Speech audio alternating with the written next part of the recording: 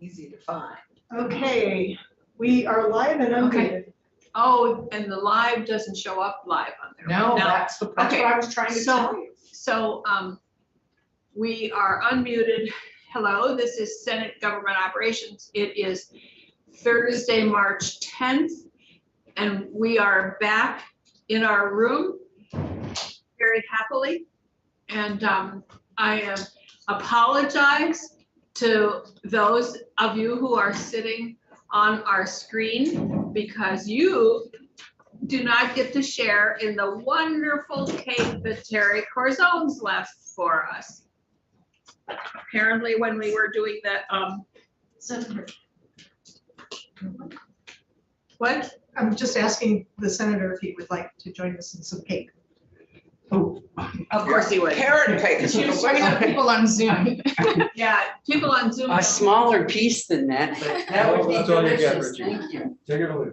Terry Corzone's was with us when we did ethics yesterday, and we commented on her that we weren't in person and she couldn't give us cake, and so Did she you brought us. bake a cake? or- She did. Yes, I said it was too bad we couldn't celebrate with one of Terry's creations. Oh, awesome. Ask and you'll Okay. receive. It's huge. So let us walk through 170, and I believe Thank you. 143 is not on our docket because it is superseded by 170. So we will do 170. And if you would, Becky, if you would like to walk us through it, that is fine. And we have our masks off because we're eating. We will put them on when we're done eating. Thank you. I just wanted people to know because apparently there was some concern yesterday because some people didn't have masks on. Senator Ron Hinsdale, do you need a paper copy? Yes. Okay. Thank you. Okay, so here we are. Becky Wasserman, Legislative Counsel. S-170 is an act relating to the membership in the municipal retirement system for certain county sheriff department employees. And what this bill is doing is it's allowing certain law enforcement officers and support staff that are employed at county sheriff departments to transfer their membership in the state employees retirement system to the municipal employees retirement system. It's sort of hard to specify. So in section 1 of the bill, it is amending 3 VSA 495, which is in the state retirement system provisions under the section for transfer of memberships. So if you go to page 2 of the bill, currently there is a subsection B says that any person who is a member of a retirement system, which does include the municipal retirement system, they have the opportunity to transfer their membership to another system within 1 year after acceptance of office or employment. This would be adding a new subdivision 2 here that says any person who's a member of the state retirement system as established by chapter 1 of this chapter and is employed as a certain law enforcement officer or support staff at a county sheriff department may transfer the employee's membership to the municipal system, but that has to be done between July, it has to be completed after July 1st, but before July 1st, 2023, but before July 1st, 2024. So there's a sort of a transition period that this extra transfer can happen. Section 2 on page 3 is now amending language in the municipal employees retirement system title. Chapter entitled 24. So first, it is amending the definition of employee. So right now, on lines 16 through 18, an employee would include a person employed on a regular basis as a certified law enforcement employee or support staff of a county sheriff department. On page 4, in the same definition section for the municipal employee system, the definition of a Group D member is also amended to include a person employed by a participating municipality or a county sheriff department who elects to become that Group D member pursuant to section 5068 of the title. And then finally, the definition of employer is also amended to include, in addition to a municipality or a supervisory union, a county sheriff department. Section 3 of the bill is amending the member section of the municipal employee retirement system. So under this new subsection E, a county sheriff department is allowed to elect to enroll a certified law enforcement officer or support staff who is employed on a regular basis following a written request by the department to the board, provided that the contributions on behalf of that employee are made by the department and the employee to the municipal employees retirement system. So they would be responsible for the contributions. Section 4 of the bill on page 5 is a report and study. So the state treasurer in subsection A is directed to contract with an independent third party to study and determine the costs associated with transferring the membership of one certified law enforcement officials that are employed by county sheriff departments from group F in the state employees retirement system to group D in the municipal employees retirement system, as well as support staff employed by county sheriff departments from group F in the state employee system to group A, B, or C in the municipal employee system. Subsection B says that the treasurer shall submit a report by October 1st of this year to House Appropriations and Government Operations and Senate Appropriations and Government Operations on the results of that study. Section 5 of the bill is the effective date, and the act would take effect on July 1st, 2022.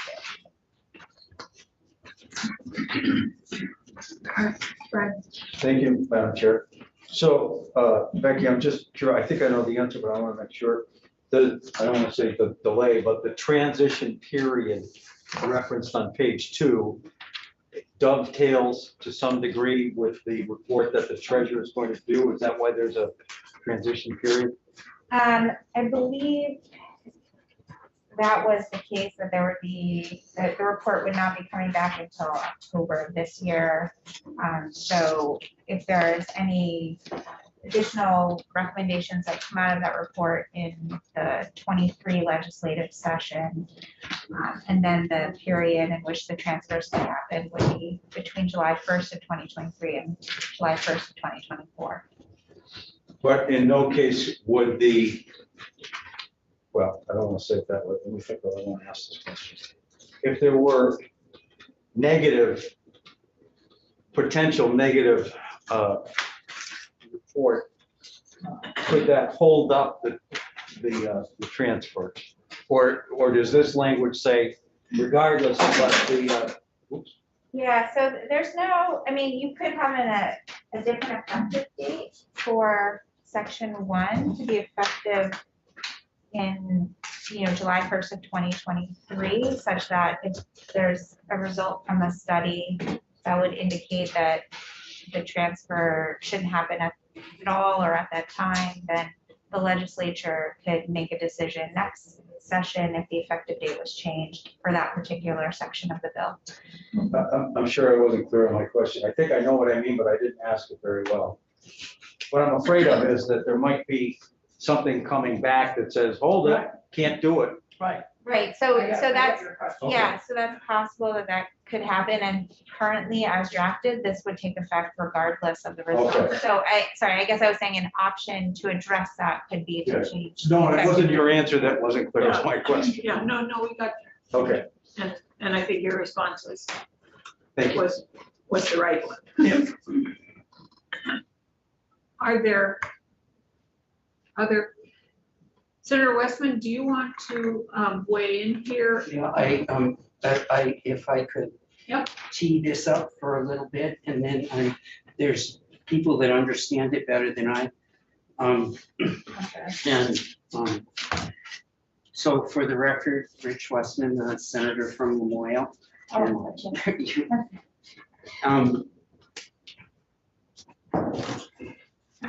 actually, to answer your question, is the process is set up to continue all the way through, but we'll at least get the information back. And so there are really two levels of this. We need the information from the study to be able to move ahead with this, to understand the costs, and then it would be implementation of that. And so the decision points in here are, and I would at least give us the opportunity to figure out what the costs are so we could move ahead with this, because we've been at a standstill to do anything. And then we'd like to move on with this, but it really is a two-step decision-making process that you've got to go. So within my quick notes, so this affects Lamoille, Caledonia, Bennington, Windham, Rutland, Windsor, Franklin, and Orange counties. They all have deputies that are in this place. There's about 100 of them statewide. The real question here is, in the group that those that have sheriffs or deputy sheriffs that are in group F, which is a retirement plan that is 30 years to get invested. And the rest of the sheriffs that have deputies that are in plans that take 20 years to get invested. And in counties like my county and in Windham County, they elected 20 some odd years ago, over 20 years ago, to go into a plan. And they elected to go into plans that other counties who didn't offer insurance are now able to elect into. 2 counties have elected to go into the plan they want, but they had no retirement for theirs. So it's like, if we had never elected to go into a plan, we could elect to go in a plan that was competitive. And the problem for our counties is we're the training ground now. It costs about $20,000 to send somebody to the academy, and then it's 18 more months of training. They get through the 18 months of training, we pay the $20,000 for the academy. And then, and I can speak to Lamoille better than I can speak to Windham, but I'm sure that Sheriff Anderson can speak to this. We've been doing this, and we've lost 3 deputies in the last 2 years.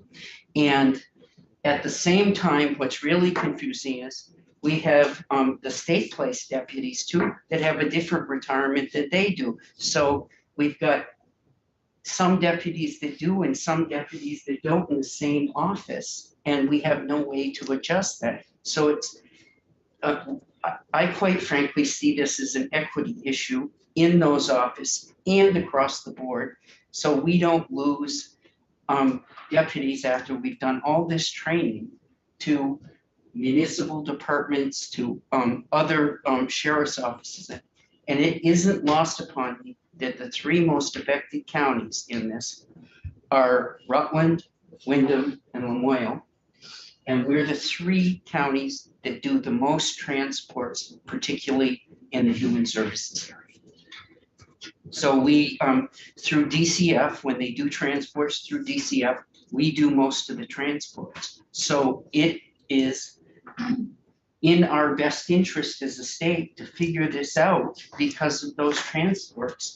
And, you know, particularly when the counties that do the most transport are 3 of the counties that are having the biggest problem in this area. And I want to thank the chairman or chairperson for her allowing us in and actually sponsoring this with me. And I know you've long had an interest for getting all of law enforcement under one roof. And so we aren't poaching on each other's ground, and people are doing work. And, you know, I think this is a very important issue for the sheriff's offices and for the state, frankly. So I have a couple questions, and they may be for Becky or for whoever. So currently, the law enforcement officers in the state system are members of Group C. So sheriff's deputies who are in the state system are members of Group C. So why would anybody want to transfer out of Group C into the municipal system, which has, I understand it, a longer requirement in order to retire? Longer than 30 years. Longer, no, 20 years is the Group C. Right. 20 years is Group C. And 30 is the other. Municipal system is 30 years. So why would, Mark? Madam Chair, it gets confusing because the plans have similar letters. There is the Vermont State retirement, which has Group C, which is the 20-year you just referenced for Vermont, or for state law enforcement officers. There's Group F, which is a 30-year retirement, which is what the deputies of the departments that Senator Westman listed. That's a 30-year retirement. It's generally designed for administrative staff in non-sworn capacities. In the municipal system, the Group D plan, and I'll defer to Roger Marcoux because I might have the letters wrong, but I believe it's the Group D plan is equivalent to the 20-year Group C retirement, just in the municipal plan. And I do have more comments to the plans, but I'll hold there.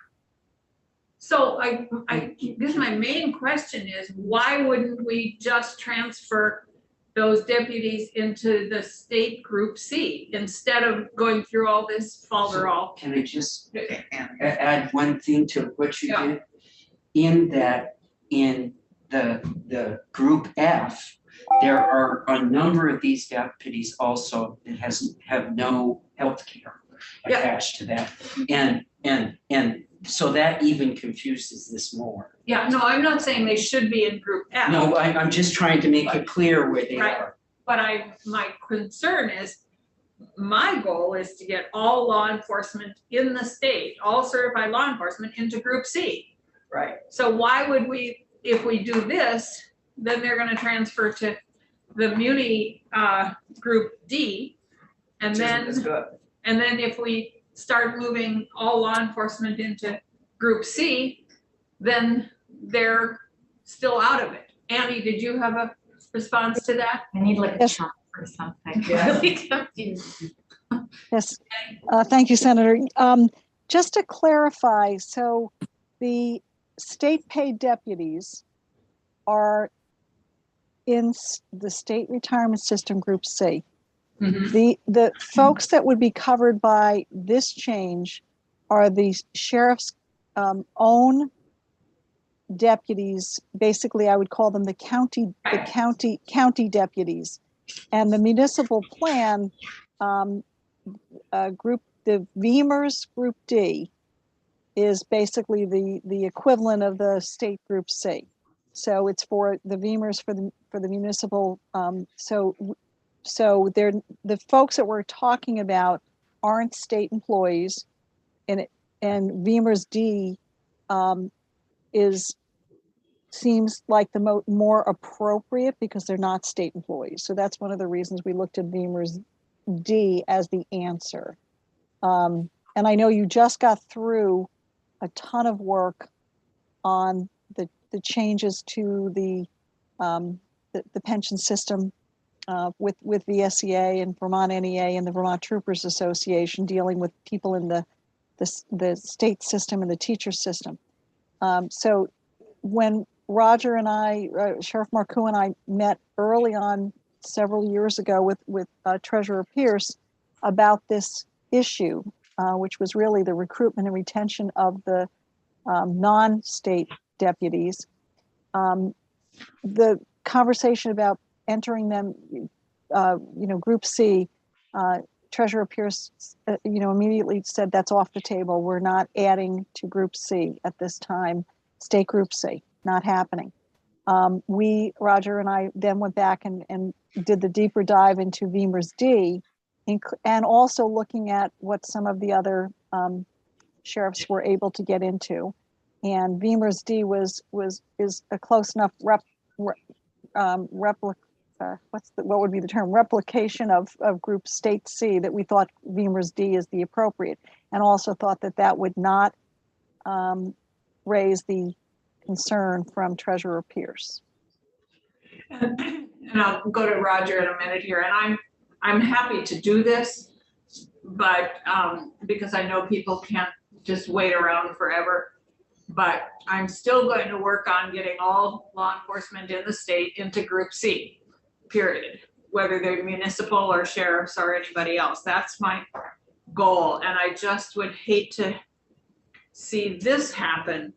And then in 2 years, everybody has the ability to move into Group C, but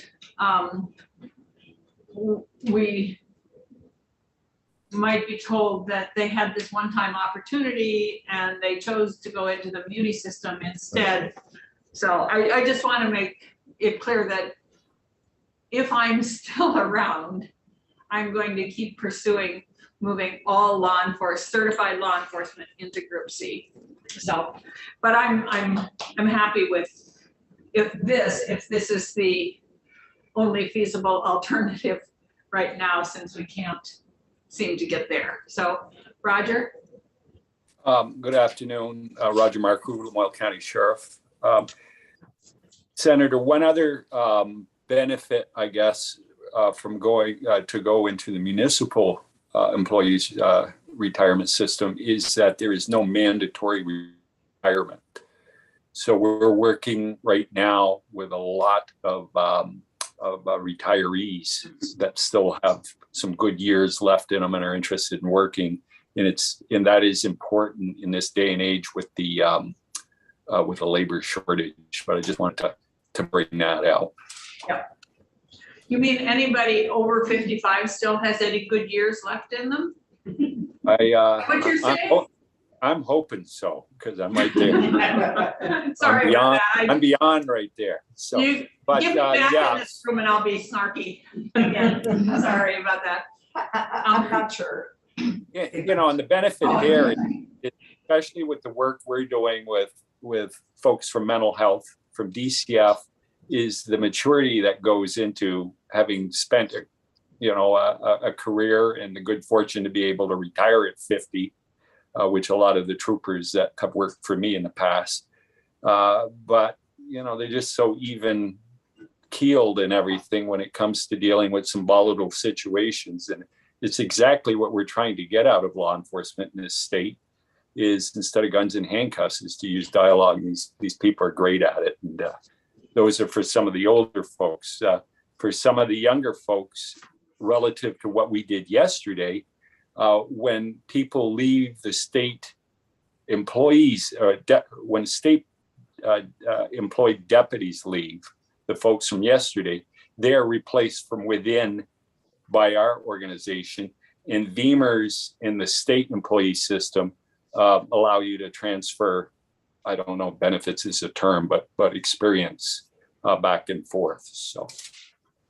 Okay, yeah, I get that. Senator Ron-Pansdale. So this may have been addressed and I may have just been trying to absorb this, but after this period of time that someone can transfer, is the problem resolved? Will new people end up in the same situation in the future?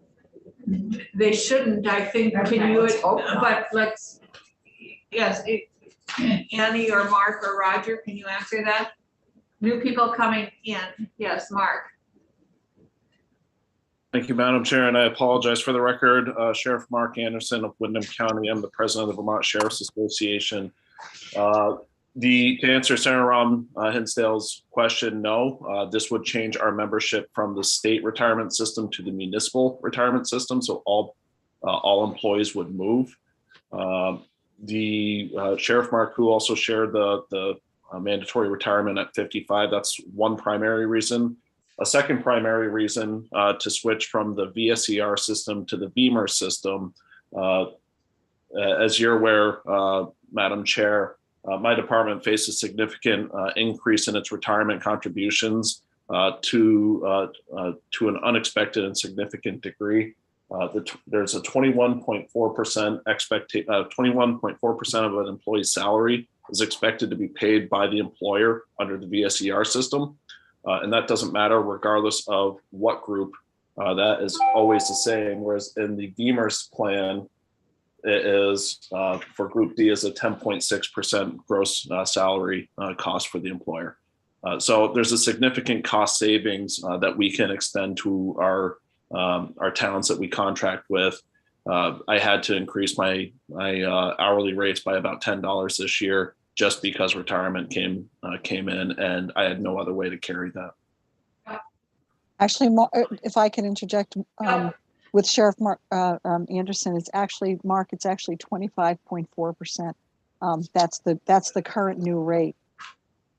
Yeah, it was huge. I think, does that answer your question, Senator Hinsdale?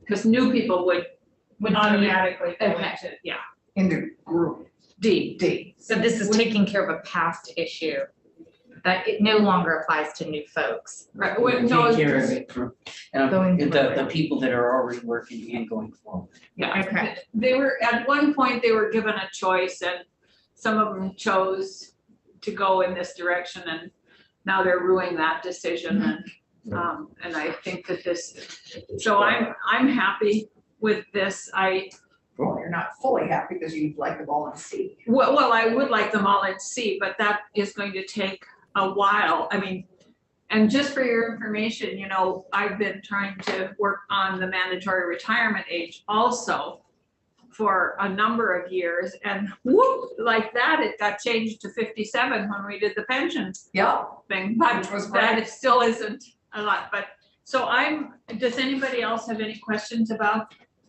this? Nope. The study is important. I'm just kind of, The stuff. We need to know the cost. okay. And that's why it's going to you.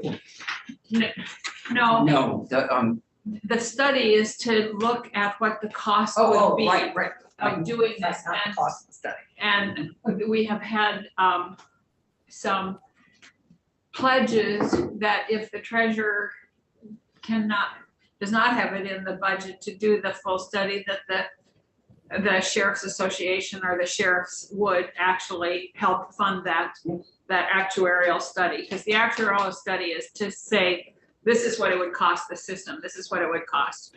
but it's not, it's important the study be done with some connection to the state and the treasurer's office and the sheriff's association, so everybody has buy-in.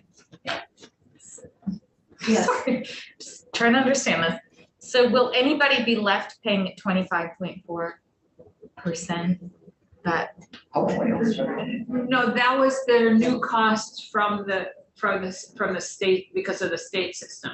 okay. That was their new assessment for those that are in the, And just that population. This is specific to that. this is just, They were paying this astronomical rate. Yeah. They're small group.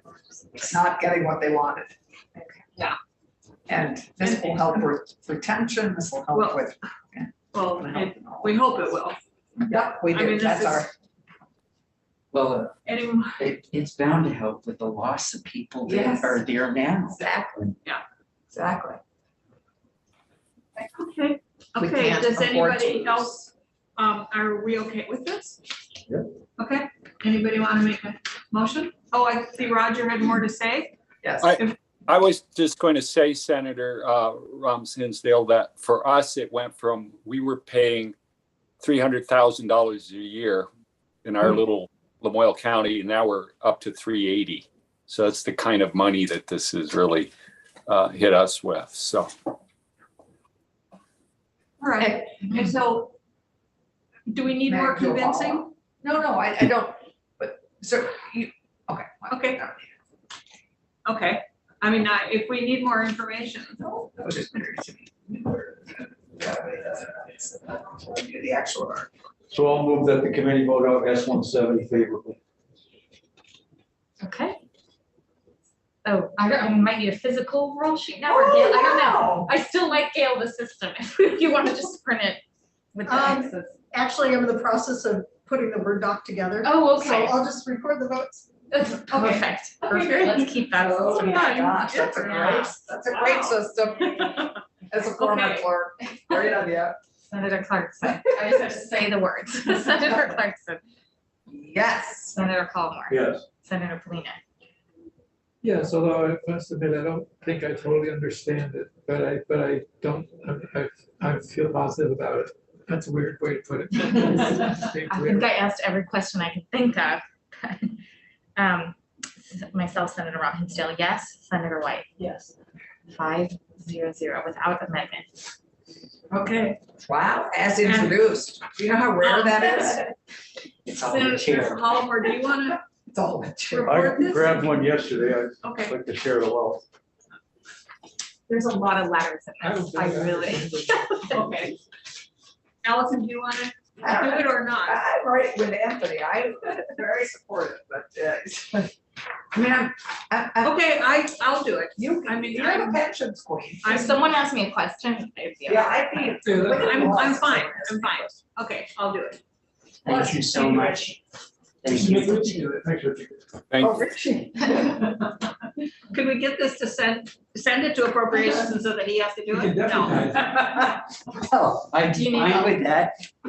Thank you. You gotta be careful when you have feet in there. Okay, Oh, Take another piece. no. we need to save one for Amber. It's the code of ethics case. So Yes. We need to save a piece for Amber. We In will, fact, Lenny Lowe. is she coming in this afternoon, Gail? and, She's not scheduled now, but I. and Becky, do you want to take Yeah. a piece home? Sure. Charge up your little Trying ones. to say no, but We'll This give one you, here is still available. we'll give you 2 pieces, one for you and one for Amber. oh, yeah, I can leave them on our desk if we're in the same. Okay. Or Gail may have just emailed her already. I haven't yet. Should I take one or? I'll cut it for her. Thanks. Thank you all. Thank you, Oh, yeah. sorry about that. Glad you were Sorry, there. leave you in the lurch. Is Vince Aluzzi gonna say anything or just? No, we muted him. Yeah, He didn't have a part. Lurking there. You're muted, Vince. Allison, probably better to email her. so I guess she we can dry out. muted him. I usually, 2:50. Just, we're gonna email Amber to tell her, we'll get it to her somehow. Okay, that's all right. I can run it down. Yes, right, yes, can we Okay. do it now? Yeah, I probably have only like 5 minutes. I Okay. just wanted to make sure that I could.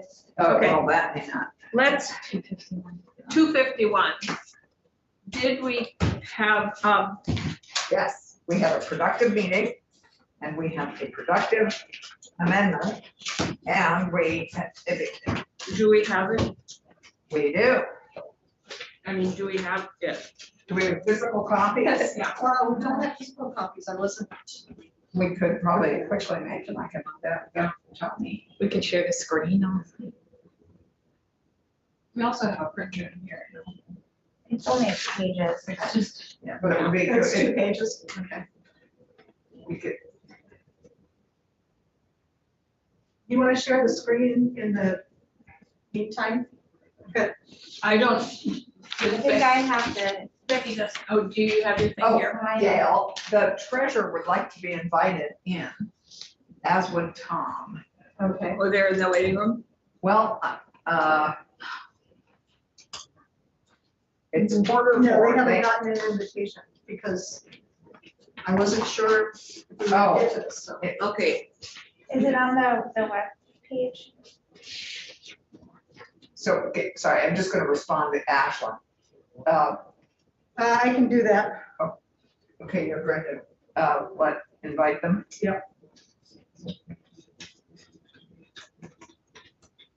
And who is the other person? Tom Tom Galanga. Galante.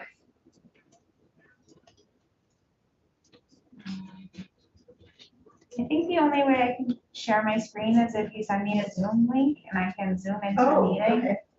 And then give me the opportunity to share the screen. Perfect. I'll do that and then I will bring our other guests in. So I Actually, I might have it. forgot that I got a sandwich at lunch, But you and then better- I left it in the, Oh, the Cold room, chamber. so- Oh. this nice young Paige, she saved my butt about 6 times today. But so I ate my dessert first. That's okay. That should be. I'm going to pull this. You are using a computer in here. Did you send it to, we're looking for the bill, for the draft. Did you? I sent it to Gail. You sent it to Gail. Okay, so that must mean it's posted. Maybe not. I don't think it is posted, I just checked. I've been. Here, I was gonna show our chair. I don't think I have it something. No, here. Oops.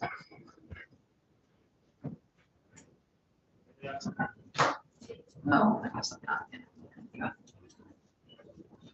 Let me see if I can bring it up and then I can share it. Okay. I've got a second computer here today, so. And the only comment I have is on that one. But.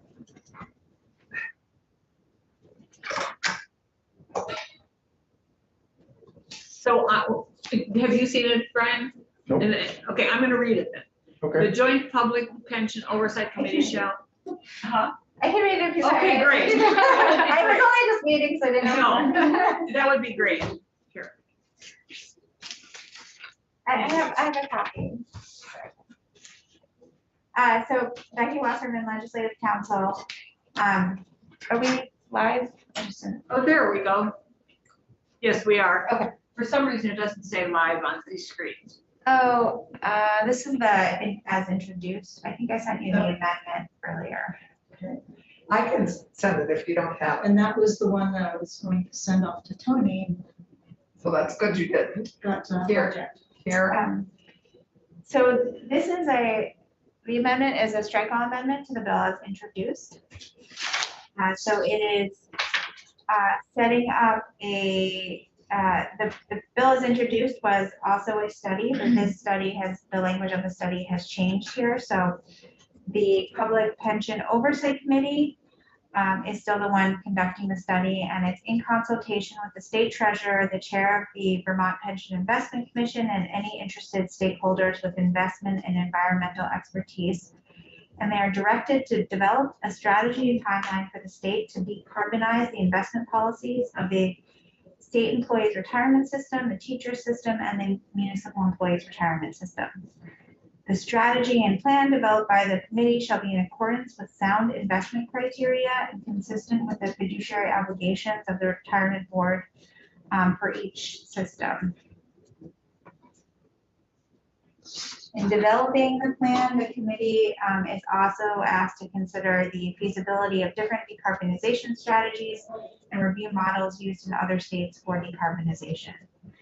Subsection B of the bill is a reporting requirement that says the committee before January 15th of next year shall submit a report on the strategy and timeline described in subsection A to the House and Senate Committees on Government Operations. The section 2 of the bill is the effective date, and the act would take effect on July 1st of this year. And after the bill passes, the title would be changed to an act relating to the study of divestment of state pension funds for fossil fuel interests. So the report was due January of 2023. January 15th. yeah, they've already done, as you know, a huge amount of work. on this. Yes, okay. And is this language that Tom worked? It was sent to everybody. All of us participated. Tom, Beth, and Beth actively participated with Chris and Anthony and Keisha and me Some of yesterday. the language was language that Tom presented or suggested. Yeah, and that we all, The part about in accordance with sound investment criteria, consistent with the fiduciary obligations, et cetera. That was the language that he felt. Yeah, that's why I stopped sharing to see if they had come yet, and they haven't. So this is language that they, yeah, and we got it fairly late last night, and I haven't heard from them, but I also haven't had any time to be on email. So I It's been that, oh, it's always that kind of thing. One clarifying question. I just want to make sure I understand the kind of term of art, decarbonizing our investment policies. That seems specific as opposed to like decarbonizing our investment. Right, and I would really like us to get rid of policies and just say decarbonize our investments, the investments. That was a comment that Yeah, we have to, from Tom yesterday, Okay, so yeah. I Yeah. don't know if that has a significant. right, we can ask them. Yeah. But that was my only comment. Yeah. And I am noticing that in the title, it does go to further divestment, so I don't know if Right. that should be changed to the study of decarbonization. Decarbonizing our pension funds. I mean, I guess I just want to say before we completely erase the word, that what New York did was an overall timeline for decarbonization with phased divestments to achieve decarbonization. So they, this requires them to just report back on the strategy and timeline, which I suppose will then have annual updates on divestment. But I don't want to get rid of the word divestment because it's along the path to decarbonization. Absolutely. Agree, thank you. Sorry, so you want to keep the title as Yeah, it is?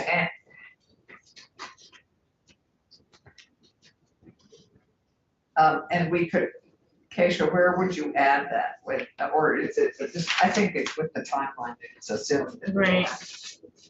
The phase in, I mean, I think that's what, part of what the It strategy. could be like in developing the strategy and plan, the committee shall devise the phases of divestment. That's kind of what New York did, is like create an immediate schedule of divestment. And So it shall consider the feasibility of different decarbonization strategies in phases. Or- well, it's got, I Decarbonization think strategies, it's got it including in the- divestment. Should we just say including divestment? I think one of the strategies would be phased Right. investment. So I think we can leave it simply like this, but it would be great to have, but, so I think if we're trying to keep it, We could say shall recommend divestment phases. So and recommend, I don't know that we need to tell them to do it in phases. My guess is that that's part of the strategy. that would be part of the strategy. And I'd agree. But And I think I do have a comment on line 12 that I think. on the first page, line 12. on the Yes, second. there is no line 12 on the second page, but I think that one of the things that I heard Keisha say is that get rid of the investment policies.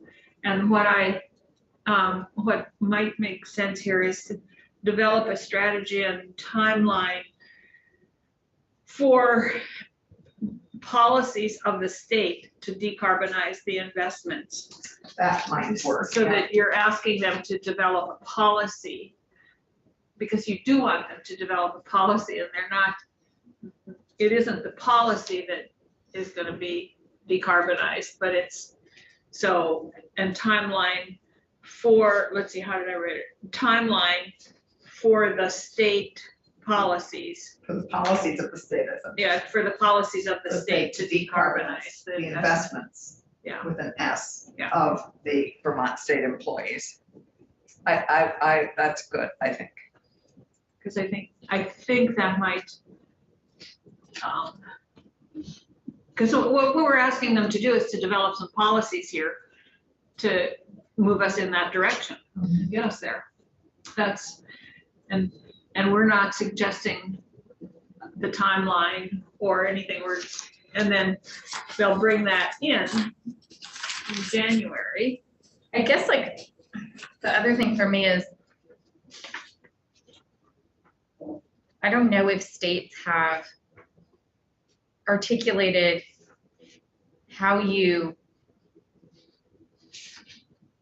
continue to measure sound investment criteria against approaching climate failure. Or, you know, like, I wonder if the states that set this in motion said something more than what would currently be considered sound investment criteria, because Well, sound investment criteria would not have you investing in things that are huge liabilities. And I think this language actually was from the main legislation. okay, So okay, I just was Yeah, he said questioning. And I think we want to be careful not to prescribe.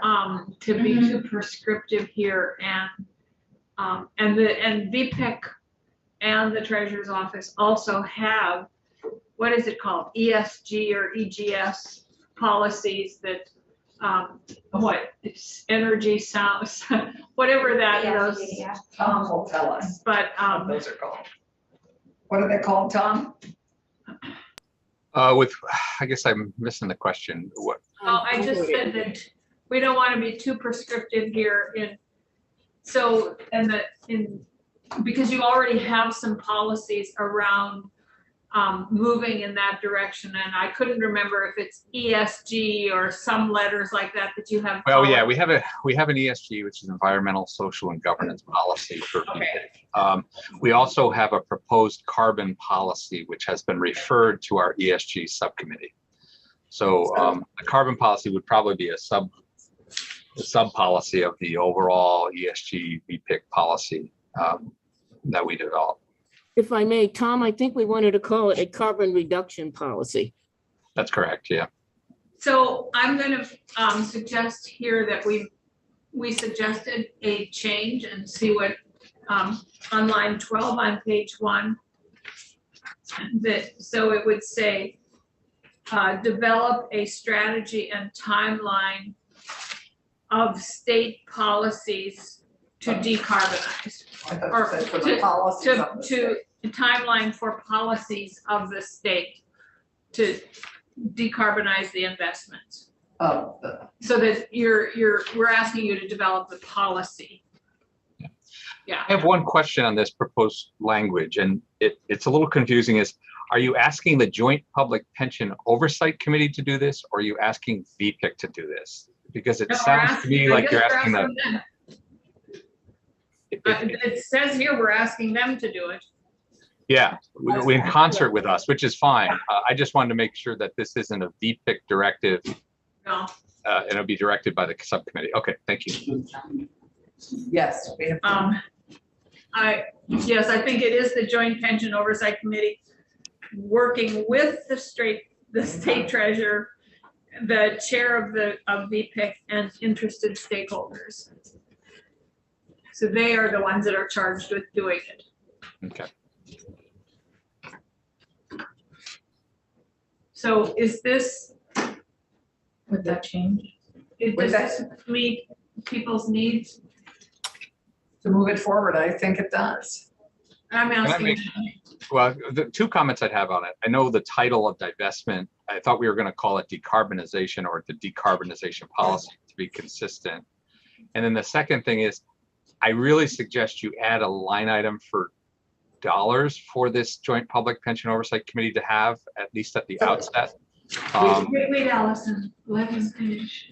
And that would be my two comments that I think. Can you say the second one again? I would suggest adding a line item in here for the Joint Public Pension Oversight Committee to have some dollars to actually perform this function, whether or not we've got to hire people or whether I would bring people in or bring in further consultant work, because there isn't anything in the budget, at least the proposed budget for fiscal 23 for this with VPIC. And I don't know if Beth, you have any in your budget, but I know they cut out a person in our budget. So I just want to make sure you should list some dollar amount that they could have at their disposal, whether they use it or not, or whether we're able to do this internally and work with them better. I think it's important to have something there. What would you put? I'd put about 50,000 Ridiculous. because it cost us about 40 to 60 when we did it in 2017. So I'd put something like that amount in. If I could, Madam Chair, I would suggest a little bit more because it was between 40 and 60,000, and that was 2017. So you might want to go up to 75 or something. You don't want to have to come back. I know the task force, for instance, got a little tight on money as it finished its process. So you want to give it some room so that you can hire folks that can provide the professional expertise you're looking for. Can I? Yeah, So the more money we allocate, the more prescriptive I feel like being that this can't achieve the same results as 2017. I just want to make sure that I'm understanding your interpretation of decarbonization versus divestment, and that we're not just going to hear a majority of shareholder activism again, but that this language moves us toward a timeline for divestments that are phased that lead to decarbonization of the portfolio. Could I respond to that, please? yes, please. So I think that the idea here is to look at a strategy and determine what the right strategy is, and not to predetermine what the process should be. I mean, what the result will be. And again, I think you need professionals to help us and to work through this. You don't want to get in a position where you don't have sufficient dollars. We're talking about developing a strategy. We're talking about developing a policy.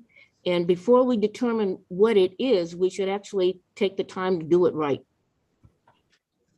Yeah, I mean, I'm always leery of studies that have a presupposed outcome. I'm just leery of a repeat of 2017.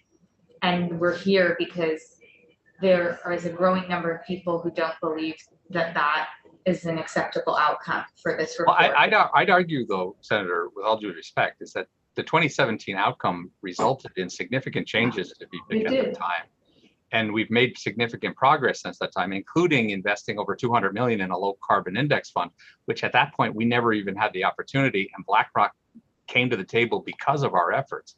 So I think there have been significant progress. I think this proposal would help us identify the issues within VPIC that could be constraints on timeline, and could maybe define that timeline in a better way. Yeah. Because if it comes back and says, if you do this immediately, you're going to jeopardize certain issues of the portfolio, which we'd have to then reevaluate, I'd be very concerned. So I think, to me, it would be a very helpful study to further our work from 2017, and not to diminish the accomplishments that I think Beth's office performed in that study, because I think we've accomplished all 5 of the recommendations that were recommended at that time. I guess I'm just still curious how you're defining the difference between divestment and decarbonization. Well, divestment to me is you don't have any stocks whatsoever after a certain point. And I view it more as a timeline of implementation, because quite frankly, we may not be able to get completely divested given the current strategy of Vermont using index funds. And so, for example, our low carbon fund still has somebody could define it as, it depends on how you define that term. Some people view complete divestment as getting out of ExxonMobil. Some view it as getting out of the top 10 reserves. Some view it as the top 200. I think part of this study can help define that, and then you'll have then you can have a roadmap to what are benchmarks of success. New York pushed it out to 2040. Hopefully, we wouldn't have to do it that far, but New York pushed it up to 2040, but they did set a timeline for divestment. Yes. That's much more imminent. Yeah. From Exxon, from shale oil, from So and I think a report could help tell us, if we do that, this is what it will impact in regards to a budget for VPIC. We may have to add 5 people because we will no longer be able to index in the way that we've been doing it in the past. And it may identify changes that we would have to over time structure into VPIC. It could identify the issues that we brought up between direct or indirect holdings and immediate effect. I think we're getting too far into this. What this is asking is for this group to come up with a study that has those timelines and what we need to do and how we need to approach this. We're not going to come up with that sitting here. I just don't want to get rid of the word divestment, and I want to understand what's happening with the difference between divestment and decarbonization. If I could talk to that, Madam Chair. I think that when we talked and had this discussion. We talked about decarbonization as a policy and working forward. Divestment, in this bill, you have some discussion of fiduciary responsibility. I think, as I said earlier, that we should beef that up a little bit, and I have some suggestions on that. But we do have to manage our fiduciary responsibility in this process as well. And I would argue that New York has we talk about engagement and we got to do more than that. New York has an engage, and then depending on the results of that engagement, make another decision. We have to have that conversation and look at it in the light of different strategies, how to do it. And we believe that the word divestment comes with a connotation that you've already had you've already decided what the results are going to be.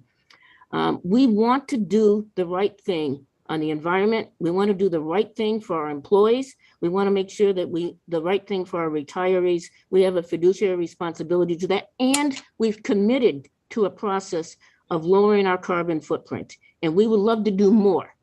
But to put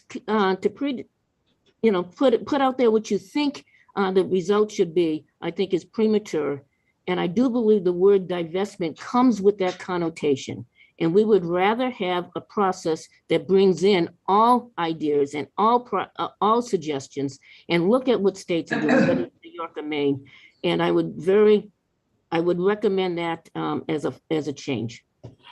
Allison. So I would propose the following title, if you could live with this, because I think you're looking at many of us who, and we compromised yesterday and came up with this proposal, and I would like you to consider compromising on the title. I would call it an act relating to the decarbonization and phased in divestment of state pension funds from fossil fuel companies. So I don't know how they feel about that.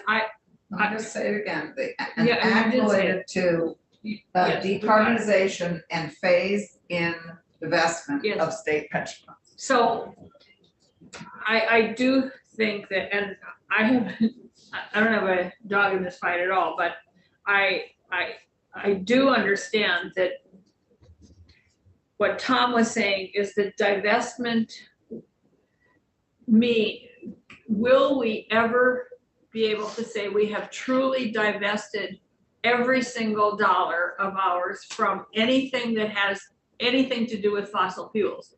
Because if we use indexed, and I don't understand these tariffs very much at all, and my banker will attest to this, but if we have 3 stocks in some place that sells. Yeah, you're right, it may not. But we're saying here that that is what and so divestment means fully, not ever. Doesn't mean fully necessarily. Yeah, yes, that's what divestment means. It's fully removing. Two thoughts. One is we're talking about divesting to the greatest possible position. That isn't what this says. Yeah, but I think that's logically what people would think. Exactly. Divesting 100% or 90% or 80%, we're going to divest is the greatest goal possible. The other thing is divestment seems to imply that total divestment, you're predicting the outcome. Yeah. Why do we not feel the same way about decarbonization? Why don't we say decarbonization means it's 100% decarbonization and we're predicting an outcome? I don't see why we're assuming we're predicting an outcome when we use the word divestment, but we're not predicting an outcome when we use the word decarbonization. And that's why. So I'm going to go to Brian. Thank you, Madam Chair. So I feel probably as strongly about not having the word divestment in the title as others in the room may feel as strongly to include it. My question is, and it's for Beth and Tom, are there not other ways that we can reduce our carbon footprint that have nothing to do with divestment? Can't we invest in companies that are, we don't know what technology is going to bring in the next 5 years. There could be a company that all of a sudden comes on the scene that would help us reduce our carbon footprint. No, I'll argue that point. Just wait, Tom. Well, I'm just saying, I don't think divestment is the only way to reduce our carbon footprint. I guess what I'm saying. Okay, I'm gonna if we're, that, Anthony, what you just said is entirely new to me. When you said that we're talking about divesting to the greatest extent possible. Because that is not what this said. The original bill and said fully divested by 2027. That's what the original one said.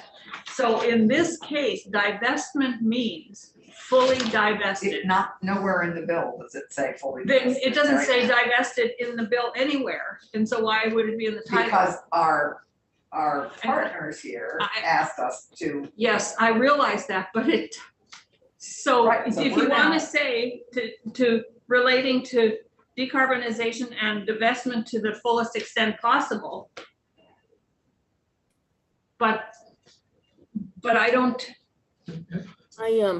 Okay. I think we're arguing about, do we agree with the concept of the amendment? We can figure out. I mean, I don't want to speak for the group, but I think we are trying to follow a path that now exists in other states where they have taken aim at some of the most harmful fossil fuel extractions, new exploration, new pipelines, new creation of fossil fuel distribution and creation and activity, and said, we want to divest. We do not want to participate in new fossil fuel extraction. And then looked at strategies over a decade plus, 2 decades, that decarbonize the entire portfolio as industries decarbonize themselves, as there are new choices to make. I don't want decarbonize to become a greenwashing word for like pick and choose some low carbon solutions. I think that I would like us to show a commitment to divesting from oil and gas exploration companies that are, continuing to be bad actors around environmental practices and want to open up ecologically sensitive area. I mean, when you look at what New York did, they started a process of divesting from some of the things that are accelerating climate change past the point of climate failure. And I just want that intent to live on, Right.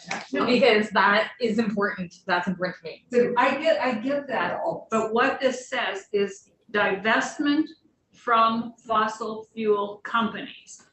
So will we ever be able to say we are 100% divested of any investment into any fossil fuel company? That's what this says. Right, and I think that is the challenge of this work and coming up with a policy and a strategy and a timeline to take us to the fullest point possible. Obviously, many companies still use plastic bags as they're made of fossil fuels. I mean, as Tom has said, there are many companies that are using materials that are made by fossil fuels. Yes. You cannot possibly divest of everything that uses materials and some aspects of the fossil fuel industry, but you can fully divest from the major companies who are the major actors in an industry that is destroying our planet. That is creating new fossil fuel. Yes, I get that. I'm going to step back here. I think we're arguing about one word. We're arguing about one word here. And if Anthony says divest to the fullest extent possible, that's very different than saying we're going to divest. well, we're talking about a strategy and No, a plan timeline. I'm talking about the title. You Okay. want, How about a new title? I think just from this conversation, what I would say may or not help is that we don't have a definition of what constitutes a fossil fuel company. What percentage of their activity is exploration and extraction of fossil fuels. There are lots of companies that are transitioning to being energy companies that are not fossil fuel companies. But we are asking for a phase out of investment in companies or activities that are majority fossil fuel extraction. well, that's what this study will do over the summer. Right, I just think, I think we're hoping not to lose the word divestment as a more immediate way to no longer invest in new oil and gas infrastructure and exploration. All right, well, but, and that isn't what this says. So, May I ask a question, please? yes, So if you're talking about everything in fossil fuels, there is a level 1, 2, and 3. Level 1 is direct fossil fuels. Number 2 is where your company results in some fossil fuel indirect activities. And the third is everything else but that, so you're talking about supply chain, you're talking about all sorts of things. So I don't know if you folks have gone through that process of looking at those studies. We've asked companies to give us what they do on all those three, and I'm not sure the right term is stages, but there's a level 1, 2, and 3 to this. And if you say fossil fuel, divestment from all carbon, do you mean everything in the supply chain or not? And I think that we really need to have a carbon. I'm looking at the comptroller's office, and he's talking about in his summary of the next step in Comptroller DiNapoli's climate action plan, 2040 net zero emissions target, a commitment to transition the fund to a net zero greenhouse gas emission by 2040. Establish interim trajectory goals to measure progress. Increased engagement with portfolio companies to achieve net zero emissions, including working against directors at the companies that fail to manage climate risks.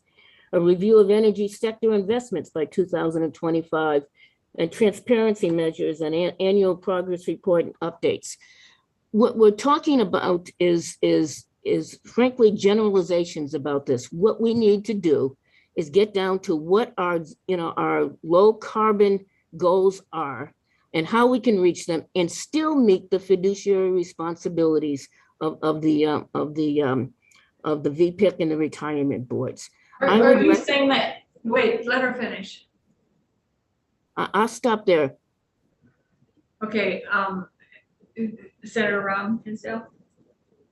Are you not seeing on that page that you're looking at divestment commitments? Because that is different information than what I saw from what came out of communications from that office that were specific 5-year commitments to divestment. So either we're looking at different information or it's just incomplete from what you're looking at. Well, I came away with a different understanding of New York's policies. And if we're going to make something based on that, maybe we need to check it out and have that conversation, or go with a definition that allows us the flexibility within the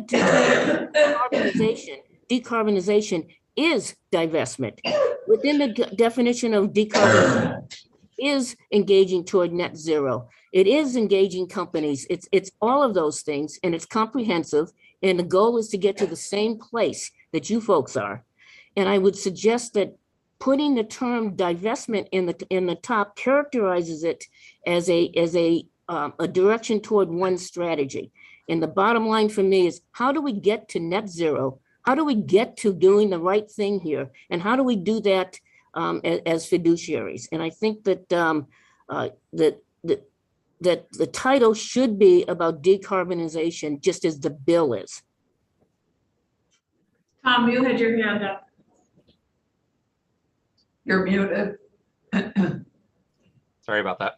I would agree with Beth in that the definition of a divestment sort of differs from person to person, and it becomes the issue versus where we're trying to get to. And I really hear what Beth's saying.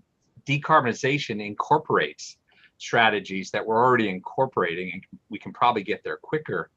Divestment says get rid of things, to me, and it says it to a lot of different people in regards to, well, how do you get there? And if it's 5 stocks or if it's 200 stocks, it's a big difference on the impact to the pension fund. And so that's why I think reviewing the decarbonization strategy and timeline is a more appropriate title. And it would really set the committee up for a really successful proposal for the legislature next year, I believe, because we could have those specific identifiable benchmarks that we can look for in 2 years, 5 years, 10 years to get to maybe 2040. I personally don't think you'll ever get out completely as long as we have a passive index strategy. And I'll repeat that because there are going to be companies that are caught up in this, that we may have a position that somebody defines in a way that we shouldn't have. I'll use the example of thermal coal, which we got out of a number of years ago. We had $600 worth of it in one of our index funds, and it would have cost the pension trust $70,000 to get rid of it through the original divestment process. So I'm trying to prevent that type of situation and to have a process that we all can live with, so that we can be proud of whatever our carbon policy becomes. So we're willing to work with it, but I just don't want to. I don't want to get lost in the title because that definition can be very inflammatory. So, Madam Chair, if I could, I'm reading now from the New York State Pension Fund sets net 240 net zero carbon emissions target. And this is developed, this is from the Office of the State Comptroller. And it talks about the 2040. And it does say in here that they're going to continue to engage and divestment may, and the word is may, divestment is a last resort, but it is an investment tool we can apply to companies that consistently put our investments long-term value at risk. So it links it to the value of the portfolio, and it does say that it may be a strategy. It does say engage. So if you're talking about the press and how they determine I think you need to take a look at the actual documents from the New York. I would recommend something that says decarbonization or sets a net zero carbon target, or something to that effect, and leave the inflammatory word out of there, because it is inflammatory, and it also predisposes a conclusion in the process. So that would be my recommendation. And again, I'm reading directly from his document as of December 9, 2000. 2000 and what? 2020. So I think that if divestment does mean you're no longer there. I don't understand how you can say that is not what divestment means, because if we're saying that we should divest, it means we're no longer investing and we're taking all our investments out. So if Slowly over time, it doesn't say it happens immediately. But I have a very small retirement fund. It's handled by Fidelity. I have no idea if they invest in. Do any of the rest of you know exactly where your investments are? No. Yep, pretty much. So you don't have any in indexed funds? Yeah, we have some, but we're pushing hard to get rid of them. Divestment, the action or process of selling off subsidiary business investments or investments. Yes. So it's an act and process, and that's what we're talking about here. We're talking about a strategy to get to net zero. I agree with you, Beth.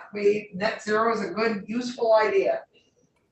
So we can work on a title. I don't think we need to wordsmith now, but we could work on that. We have to pass this out today, or we're not going to get it done. It has to be done today. We have 3 more bills that we have to deal with. Well, I would go back. So why don't we say an act relating to moving toward a net zero carbon output? I still think you need, I don't agree that the word divestment is inflammatory. I think that's just weird. Okay, all right, I don't really care. I don't know that anybody pays attention to titles or not anyway, but I think we should say that we want to divest to the greatest extent possible. Yeah. Which obviously means that we're not going to do anything ridiculous to undermine the fiduciary responsibilities or tank this pension funds. Nobody's going to want to do that. okay, then say to the greatest extent possible. Well, I said it a few I times. know you said it a few times, and then people keep arguing. No. Yes, did you agree with that? I've actually written it down. I have an act relating to the decarbonization and phased in divestment to the fullest extent possible from fossil fuel companies. Okay, it's fine with me. I don't care one way or the other because it's the, Is that okay with you? probably not, but we're either gonna pass this or we're not gonna get it out. It's not gonna happen this year. If we get the funds to do it, I'd be in favor of that title, because I think you really need the professional opinion and timeline that our staff would be able to complete. And that's what this is That about. was the original argument is I'd like to, it's a chicken egg, like if we're gonna get the funds, I'd like to make sure divestment is very fully on the table to the extent possible. So yes, I think we're in agreement. I actually think Russia's an example of exactly what we're talking about. When everyone divested from Russia, anything invested there became worthless. The only way to keep oil and gas exploration from being so lucrative in the future is to divest. There is no other way to stop valuing the destruction of the planet. I agree with you on that, but that fossil fuel companies, there are companies that my guess is that engage in fossil activities that involve fossil fuels that don't do exploration. Sure. So this is not just talking about exploration or new investments. This is talking about all fossil fuel companies. And that would mean in my mind, that means anybody that has any product or does anything with fossil fuels, which includes plastic bottles and I don't know what else is made. These pants that I have on are the closest thing to crude oil that you can get. Panels are too. We get it. So I don't think that. So let's use Anthony's language here. Okay, works for me. I would also just comment to say that years ago, we decided to sell off tobacco stocks. We divested from tobacco companies. It wasn't inflammatory, it was just the right thing to do. May I? Well, I want to point on that too, because I think the committee needs to understand the complexity involved. We have tens of thousands of positions, and all of whom could have minute impacts or reflect some part of fossil fuel infrastructure. And so it's not as easy as just looking at the portfolio and saying, let's just sell ExxonMobil. The complexity in Vermont needs to be evaluated. And so that's why we're doing a study. Exactly. That's the point of the study. See, we get into this thing sometimes where we're talking as if we're doing the study, like, have I read all those documents? No, I have not, because it's not my job to do the study. My job is to say that a study should be done. So, Madam Chair, if I could, two things. Number one, the tobacco was done by policy of the retirement board after a study was done by then Treasurer Douglas's office, looking at the value of those in the litigation that was coming, and they made a decision. And again, I'm going to emphasize that's called procedural prudence. They took a look, they exercised their fiduciary responsibility, and then made a change. And that's the same thing that we would be doing here. No, you're not. No, you're not. Assuming that these people who do the study are not going to take those things seriously. May I finish, sir? Causing the outcome is going to be something that's negative. May I finish, sir? Sure. Thank you. So when we did the study in 2017, the study was to look at the issue and make a decision. The study was on divestment, and the answer was that's not what you should be doing, and that because of cost to the system and concentration risk. Now, if you do a study now and that changes, I'm all good with it. But the point I'm trying to make is that study did have the word divestment in it. That was what they were looking at. And they came up with a conclusion. Whether you like the conclusion or not, that's the conclusion that they came up with. And we developed a 5-point plan based on that. Now we're looking and saying, how do we expand on that and do more? And we're looking at a way to do that within our fiduciary responsibility. And that is what decarbonization is all about. We're looking at that, predisposing the answer, and I keep hearing that, is a violation of fiduciary responsibility because you haven't done the analysis and looked at the options available to you, and that's That's just not the way to do things. You have to take this and look at the potential strategies and make a rational choice based on it. You're going to get all of the information on January 15th of 2023 so that you can make an informed decision. To determine prior to that divestment is the best strategy, as opposed to, again, the engage, and then consider divestment, or whatever it might be. Let's have an opportunity to look at it, make a rational decision based on procedural prudence, based on doing your studies, and then coming up with the appropriate strategy for this state to achieve both a reduction, a carbon-free portfolio, if that's possible. And again, your point is well taken. The cup that you have has that you're using right now probably was developed with energy, and we have to have the discussion of the proper process.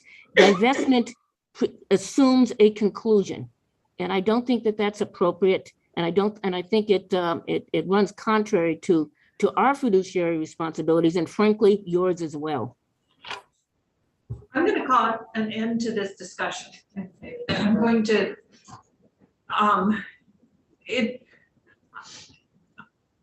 so part of me says we need to move in this direction. I mean, all of me says we need to move in this direction.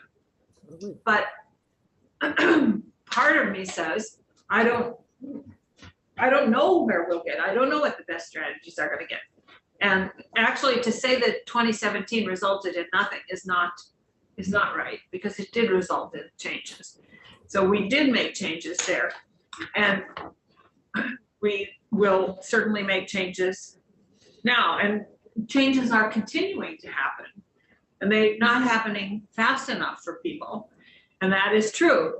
But I also want to say that we have to do the best that we can for the climate, for our fund, for our retirees, and for our current employees. And if we don't do that, then we're making bad decisions. And so we need to take this very seriously. It isn't just a matter of saying we're going to get out of it. We're going to be done with this. We're done. And I don't think that's the right direction to take.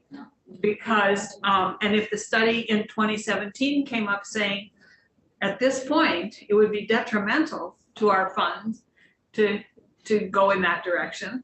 What if the study in 2023 comes up and says the same thing? What are we going to do? And this is not, and we had this room full of 350 people a few years ago saying, you need to divest right now, you need to do it right now. And this is not a political statement. We're not doing this to get kudos from the people out there who are pressuring us to do this. If that's why we're doing this, then we shouldn't even be doing it. I just needed to say that, because I think that sometimes we tend to think of whether we're doing something because it really is the very best thing to do, or if we're doing something because we're getting pressure from advocacy groups. So that's all I'm saying. In the intent of your colleagues. I'm not talking about us necessarily. I'm talking about in general that there is a big push. I can't tell you, I'm getting emails that say you have to divest right now. That's what I'm getting, and people don't. Yes, Senator Ron Hinsdale, and then I think we're gonna end this. We're gonna have the new title, and then we'll see if it passes. So we never had anyone from the comptroller's office in New York, which I think makes this challenging, but I don't want us to disagree on things that appear in black and white to be factual about the direction that New York is moving in. And when New York announced its 2040 decarbonization plan, it announced immediate divestment from 22 coal companies. It announced that same year divestment from tar sands. And then it announced over the next 4 years divestment from shale oil and gas, integrated oil and gas like Exxon and Chevron, all oil and gas exploration and production firms, fossil fuel service firms, and fossil fuel transportation and pipeline companies. They started with an immediate divestment plan from companies that focus specifically on the development and transportation of fossil fuels, and then set a plan to decarbonize the rest of their portfolio. I think what the three of us at least are asking for is to move in a direction where we think of the immediate ways that divestment will help devalue companies that are focused specifically on creating more fossil fuels, more carbon emissions as their sole focus as a company, and then decarbonizing the rest of the portfolio. But to take the word divestment out is, I think, a big disservice to the really critical need to devalue what will happen in the next 5 years that will be make or break for this planet. It is not me listening to somebody else. It is not hyperbole. This is what scientists are telling us in very real ways, in consensus around the globe. And it's already here. I do agree with you. And I think that's what the study hopefully will do. That's not what we're doing. Right. I just want to clear the record about divestment as being core to this. Okay, and that, I think we did decide to leave that word in divestment to the greatest extent possible. Can I make one other tiny suggestion, which may or may not, I'm not going to argue it, but beginning of top page 2, it says that shall consider the feasibility of different decarbonization strategies and review models used in other states for decarbonization. Could we say used in New York and other states for decarbonization? Because we talk a lot about New York. They seem to have a way of phasing it in that makes sense. Why don't we just make it more clear that we think New York is a decent model? Sure. We can add New York in there so that it's very clear that New York is highlighted, is the model to look at. Yeah, I think that makes sense. Okay, so we have to give these notes to Becky, so what? And review models used in New York and other states. Yes.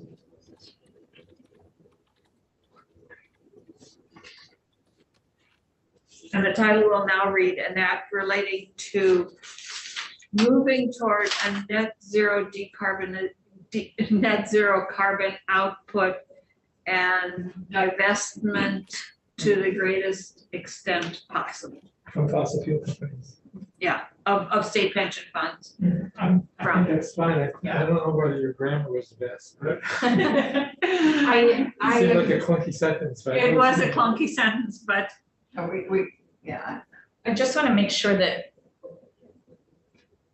I wish we had an expert in the room about net zero versus zero emissions. I think I won't put net zero. I think net zero means like you can mess around with. How about an act relating to the decarbonization and phased in divestment up to the fullest extent possible from fossil fuel companies? Yes. Okay. Of the state pension, sorry, divestment to the fullest extent possible of the state pension funds from fossil fuel companies, and just make it simply. Yep.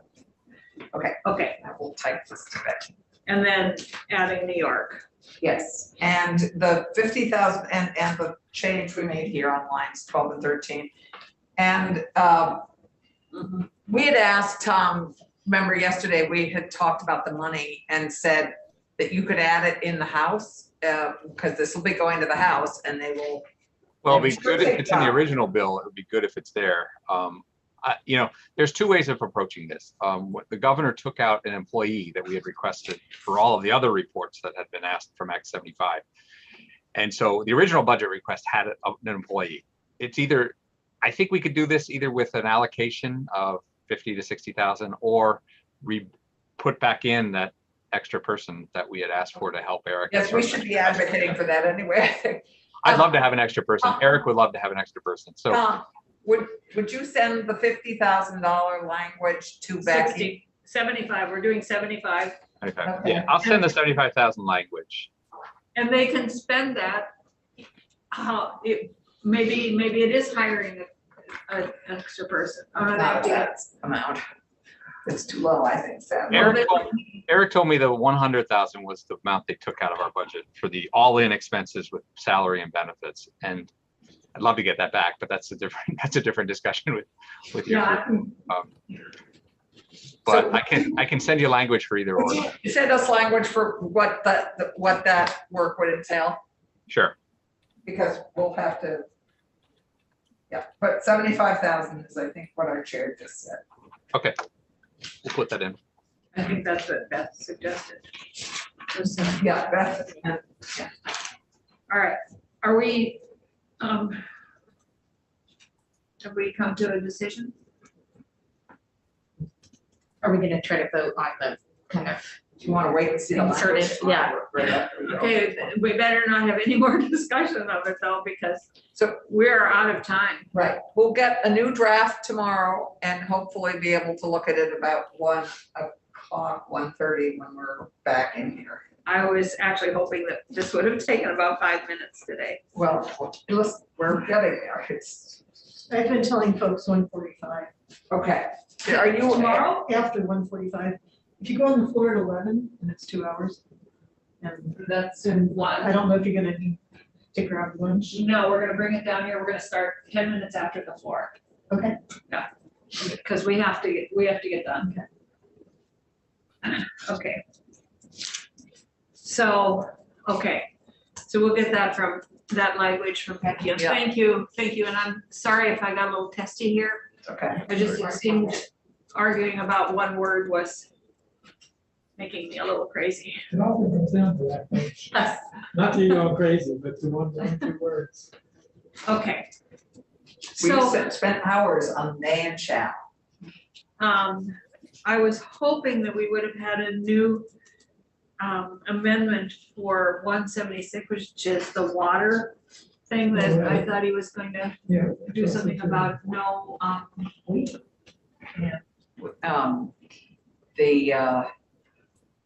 I've heard from a couple colleagues, have people been hearing from other colleagues about this?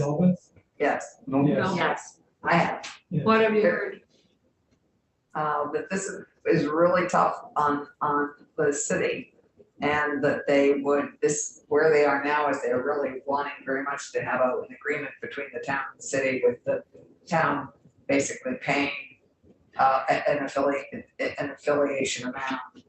And I can't, Mike McCarthy, I think the representatives in the House are feeling very much like this is not a great. Right, they wouldn't take it up in the House for 3 years or 2 years or something. But I thought that what we were saying was that all we wanted to do was say that no town could impose a property tax based on appraisal of property on the residents of another town. I thought that was as far as we were gonna go. We're not gonna say they can't have an affiliation fee or, but they can't impose a property. Because that's what they're doing. Right. It's basically a property tax on people that aren't in their city. right. And if you can do that for this, then why shouldn't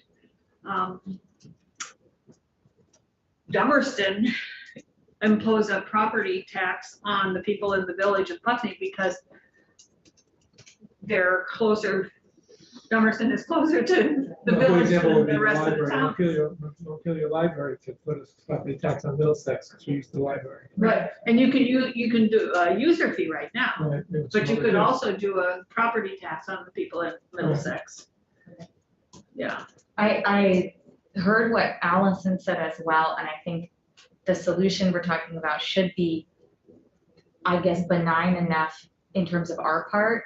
What I had heard that concerned me is that it might escalate a situation where the city's threatening to cut off water to people, which I don't think is legal. I'm not sure, but I wouldn't want to contribute to escalating a situation that we can't resolve, because water is involved. When we Right. talked, Yeah. a couple times ago, we had this guy from the city who was testifying. And he basically said, oh, if they wanted to not use our water, they don't have to use our water. He was like really kind of arrogant about it. He was the city manager and. Yeah, I just thought his attitude was kind of like daring them to do it, like it's implying that, that get our water. Yeah. Well, they'll probably just up the user fee Right. to compensate. Right. I mean, wouldn't that be kind of logical? Right, no, that's, as I said to Mike McCarthy, I said, he said, well, we need the money. I said, well, charge a higher user fee, do a surcharge. Well, they could also, Property tax. I think the town manager, isn't his name Dominic Cloud, something like that? Yeah. Didn't he also say that the town of St. Albans could pay the city $100,000 a year to cover, and then they wouldn't impose the. True. So it does seem to me that, I don't know. So maybe maybe we don't want to do anything with this. I think what I lost track of is that this was at one point in a legal process, like a court process, and it feels like a new law is an alignment. What's the word I'm looking for? Like kind of an overreaction of some sort to something that should be a court dispute. But I lost track of if court became a dead end for them. There is legal action. There was at one There point, was, I I don't know believe. if it still is or not. I think that the problem that Corey Parent brought up yesterday, which I thought was a good one, is that this is right now a dispute between the city and the town. Mhm. But it could be, unless there's some kind of resolution, other towns could start Right. Mhm. putting property taxes on residents of other towns as a way. I mean, most towns could use more money, and so the Burlington could start putting a property tax on people in Shelburne because they drive on Pine Street. Right, yeah, the roads, the other thing. Yeah. I And was then thinking. Shelburne could go back on Burlington for a different reason. I Right, mean, we could have everybody's, yeah. Right. And currently, towns pay towns property tax. Like we have property, the town of Putney, part of the town forest is in Brookline.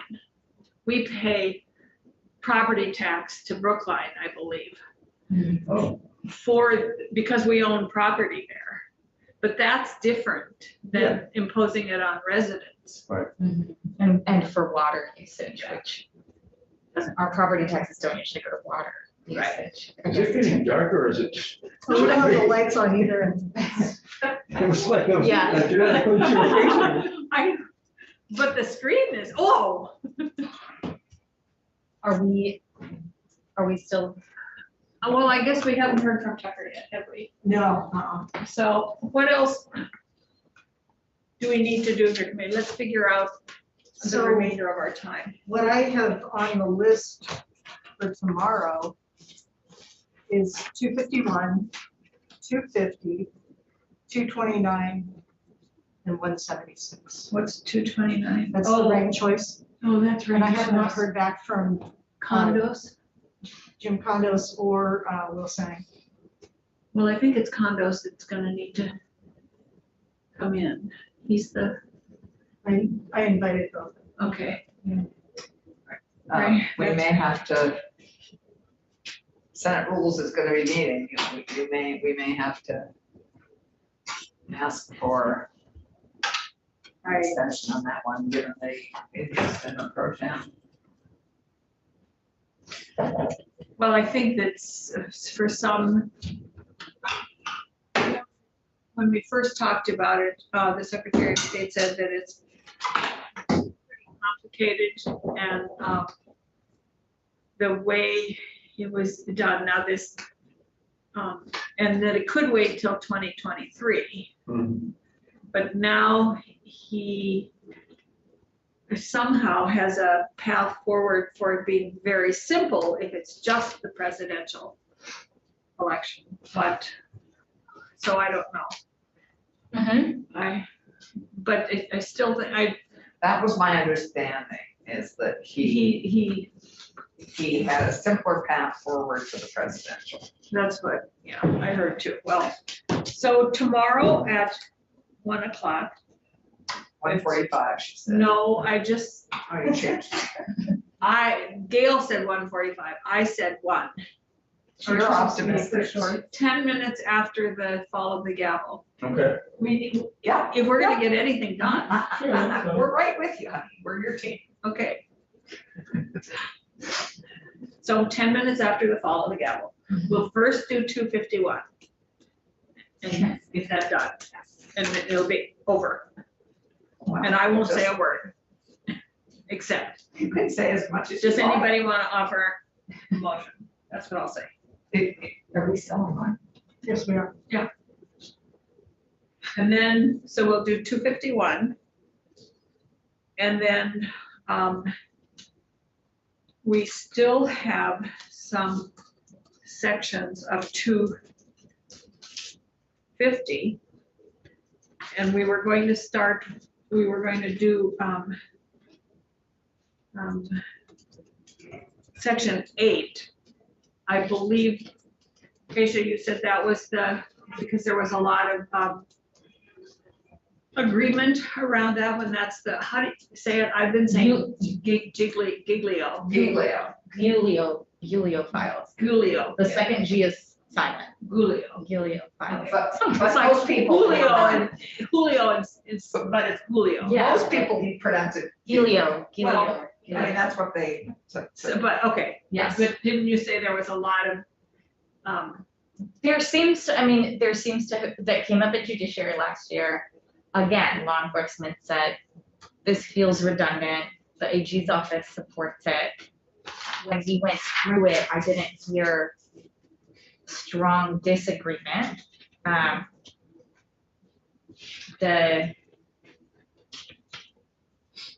So that there's a piece about discovery and there's a piece about it being a registry or publicly available.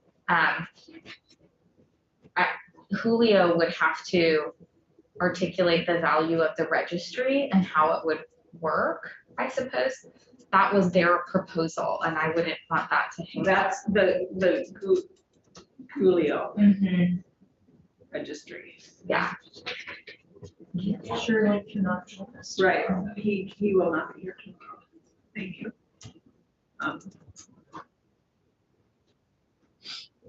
And then who has access to it, right? Yeah.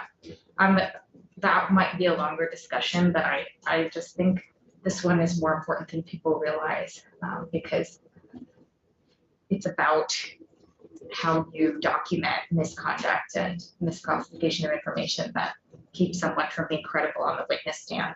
And credibility is a huge part of policing. So let's do that. Let's do section 8 of 250. Great. And then maybe it makes sense to try and look at the false information and interrogation language tomorrow.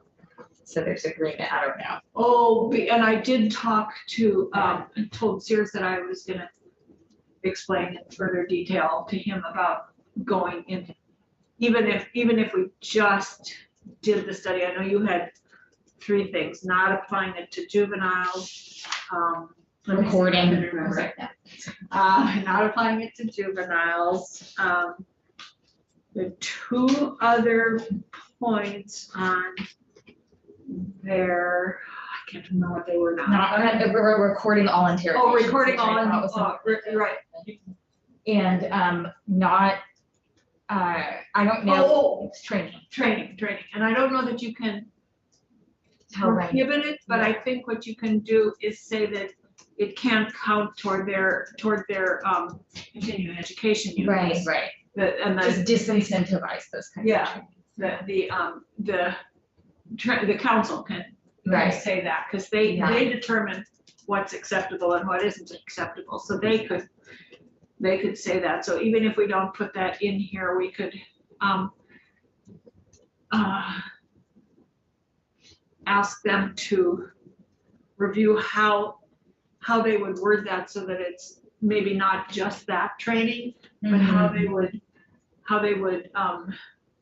They would have to determine trainings that seem to use false information. right. And maybe, Julio was the only person, we didn't have CJC in yesterday, but maybe it's like in concert with the AG's office, they figure out trainings that are and encourage the use of false information. But that one was very obvious and I wouldn't have known that existed. It's being taught here. I have to go, I have a meeting time. Oh, what time is it? I can't, It is It's 5. 4:55. oh, see, I can't see the clock now because of that screen. Yeah, the screen is. I think I can move that. So I did talk to Ben. No, it's okay, Brian, don't. All right.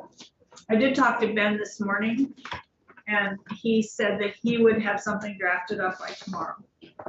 Great, okay, yeah, I just didn't know if we wanted to close the loop on that before. Yeah, okay, let me, and then study the whole thing about, yeah, how you use evidence and how you obtain confessions. All right. Okay, and then 229. So Okay, we can it get sounds- condos in here to just tell us what his simple Yeah, solution is. I have a question about a bill that I could wait to ask or. Yeah. This is my cake up here, which I'm having in a minute, so don't anybody. I might have missed if we made a decision about S-174, About which one? publication notices. Oh, 174? Yeah, I don't know, I've been getting a lot of pressure from people, but I don't know, where is everybody? I hate to see them pull it from print. Yeah, I don't care if we bring it up again or not. I mean, I would like, right now they can do it online. I just don't want to see them do it online instead of print. Because a lot of people still use print. I could be wrong, but I thought that you had to put it in a print publication in order for it to qualify. No, what this bill does is says that It could be either, it could be just, right? yeah. But I guess that's what I'm saying is, I was confused by what you said because I feel like the bill would say you could do either and it would qualify. Whereas Right, so which right now means you that, have to do print. right, which means that nobody will do print. They'll just do online.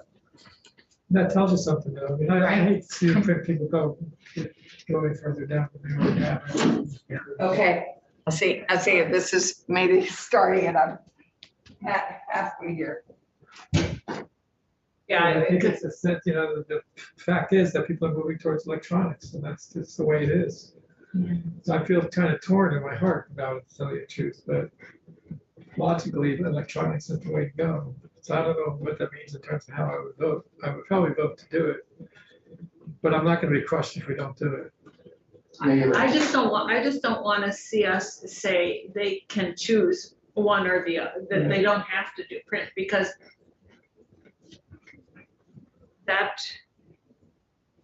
that leaves out all the people who still use print and our Well, part of the problem is that, accessibility in, or what do you call that? Connectivity right, in Vermont is still so iffy in so many places that right. Is an online edition of a newspaper digital or print? an online, Would be digital. it would be digital. Unless they just had a PDF image of the paper. Oh, I Then it is digital in my mind means you can extract the words and search them and things like that. Oh. Oh, that is- so like the Rutland Herald has a online edition, you click on it, but you can't change anything. No, you can't change anything, but the word, like, it's not a static image. It is words that become searchable I don't on think the they have internet. that Ours, ability. Really. the reformer is neither, it's just. You can turn the pages, that's about all you can do. Oh, interesting. Oh, it's like it's a physical copy of the paper. Yeah. Because I've seen Rutland Herald articles that are in digital format. But Digger isn't in digital format, right? I mean, it's articles that are there, you can't search them. Yeah, you can? Yeah. Yeah. Oh. Yeah, I'm with Anthony, I don't care to bring it up again. We can always take it up, those of us that come back, next year if we need to. Yeah, I mean, by then, maybe it'll be 70-30 digital. I think it's still, I think there's still enough people that read it every day, picking it up, holding it, that we would be doing them a disservice if we just said, the world's digital, get with it. yeah. And maybe by then we'll have better connectivity Right. around the Oh, state that's for too, sure, because yeah. the CUDs are working really hard to get that. I still drive back to Rutland and halfway through, I lose all ability to connect with anybody You do on for about 91. 35 miles. Yeah. There's just nothing there. Yeah. Just says no service, no service, no service. Downtown Bellows Falls has no service. Anyway, Anyway, okay.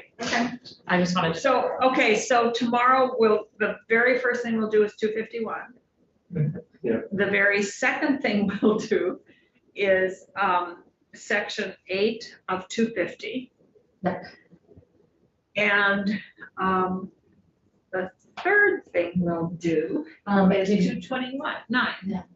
I didn't know if we decided on a state's attorney to invite around the UWO register. I think that the person who would probably be Evan. He's the in the state's attorney's office, the department, working with John Campbell, and he's really, really sharp. Okay. He's been testifying a lot in judiciary, and Okay. so he can't speak for all 14 state's attorneys, Right. but Yeah. they do a lot of, so can we send an invite to Evan? Do you know who he is? Evan, send it to John Campbell and copy Annie and ask them if maybe Evan is the person. Okay. And that would be tomorrow Yeah. afternoon for section 8 of S250. Okay, so it's John Campbell, Annie Noonan, and Evan. Yeah, and Evan, I think, is the person that probably would testify, but we'll get to him through them. If I could see Evan it, is his first name, right? So- Evan, EVAN. Yeah, I'll check Peggy's records. though. Okay. See if I can. if you don't mind if I find one state's attorney who will speak to this, you know, they have pretty unique situations with their police departments, you know. Why it's important to them that they not be seen as the arbiter of this decision. So that's kind of the point of the crux of the language, is that the strengthening the language by saying this is discoverable and this is, you know, something that needs to be available, takes it one step further than the discretion of the state's attorney. Oh, I see. Many of them may not want to go on record, but have felt pressure from their police departments to not put something in someone's record. So the idea behind this bill is that it's saying it's not a choice, and it should never have been a choice, but this makes it clear that this is not the discretion of the state's attorney. Okay. I don't know if any of them will speak to it, but Well, Evan could probably I hope so. do that, and Yeah. I will send him a note saying Okay. this is why Yeah. we're asking him instead of a specific Yeah. state's attorney. I mean, if people say, oh, we don't need this, then I just don't know why it would be a problem to do it then, because there are not a lot of people who want to say, we do need it, but we don't want to really spell out why. So it's the inventory and then also the, or the listing or whatever it is, and then who has access to it. So that's Evan Meenan, Yeah. Okay. Okay, thank you. and then, so there's nothing after 229, we're dropping 176. Yeah, I think so. I don't think we're at, yeah, I hate to make it worse, yeah, if there's any potential that we could, although, you know, we probably left them with the impression that we were gonna craft something. well, we can talk about it. I mean, we can say Yeah, that, I just, you know, and I don't know where they are in the legal dispute, but if they still are involved in it, it wouldn't impact them anyway then. Right. Because we can't. So do you think John Campbell and Annie Noonan should be invited tomorrow too? Well, I would, if they want to come, sure, but we need somebody to testify about. Okay. Okay, thank you. Anthony, did you like the list of flags I sent you? So who would have guessed this? The Betsy Ross flag, doesn't that sound sweet? Yeah. The Betsy Ross is a little old lady sitting there She's a stitching. businesswoman. Gosh, and she stitched flags. Do you know what the Betsy Ross flag is used for now? As a symbol of a time when women and people of color didn't have power. That's what the Betsy Ross flag symbolizes now. It's been co-opted by, yeah. Oh, like to go back to that time? Yeah.